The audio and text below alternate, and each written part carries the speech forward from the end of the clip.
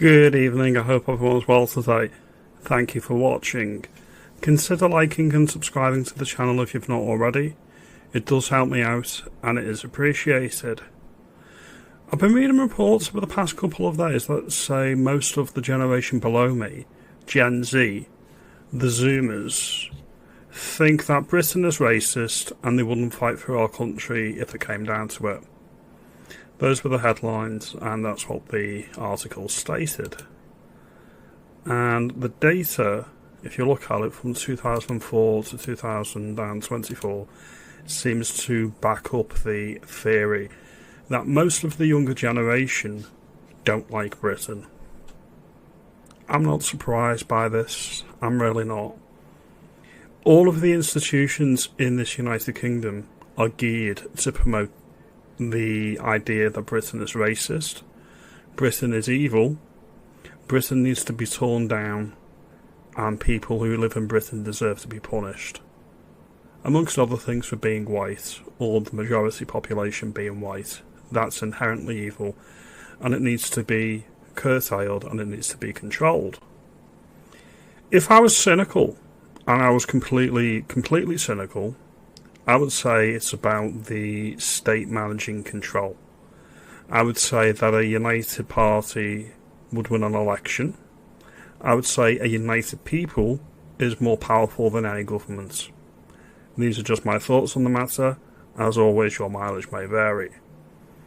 I'm old enough to remember a time when we weren't trapped in this globalist hellhole that's been produced since 1997. I'm old enough to remember when the NHS worked, or at least worked better than it does now. When I was a teenager in the 90s, you could go to a doctor's and you could get an appointment either on the day or the next day. Young people, or people living at home with mum and dad, could afford to get on the property ladder and actually buy a house, get a wife or a husband, and start a family, and build wealth and pass it on to the next generation. None of these things are true anymore, not in this globalist hellscape that we are currently living within. So when I see the Uni Party attacking Reform UK, and attacking a horizon, a new dawn, something that could be better, that is better than we've currently got, that's why they're attacking Reform UK. We have the leader of the opposition, Cammy Badenoch, saying, well, Nigel Farage has never been in government. What hope has he got to run the United Kingdom? She says that like it's a bad thing. He's run a business. Most of the people in Reform UK have run a business. Businesses are successful or they go bankrupt. The state cannot go bankrupt because all they do is either print more money or take more taxes.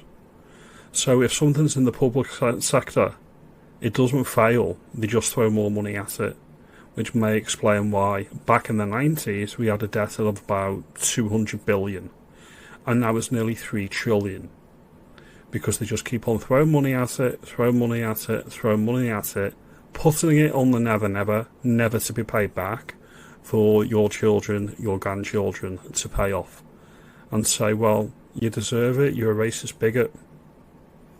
These are just my thoughts, your mileage may vary.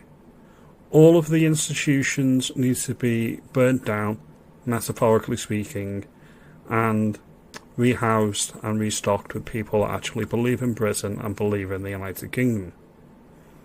Things are going to get worse over the next few years, there's no way to sugarcoat it. It's going to get a lot worse before it gets better. I have faith in Reform UK over the Uni Party. They are not perfect, but there is a chance here, an opportunity to make something and do something truly remarkable. You need to be focused and you need to do whatever you can to help. I've started this channel partially for that reason. Do whatever you can, volunteer, comment online, get involved. That is what I would advise. Peacefully, politically, democratically, we can rebuild this country. That's the hope that I'm bringing to you today. A little bit of hope amongst all the despair. If you like this video, give me a thumbs up, give me a like and subscribe. I will see you in the next video. You have a good evening. Thank you.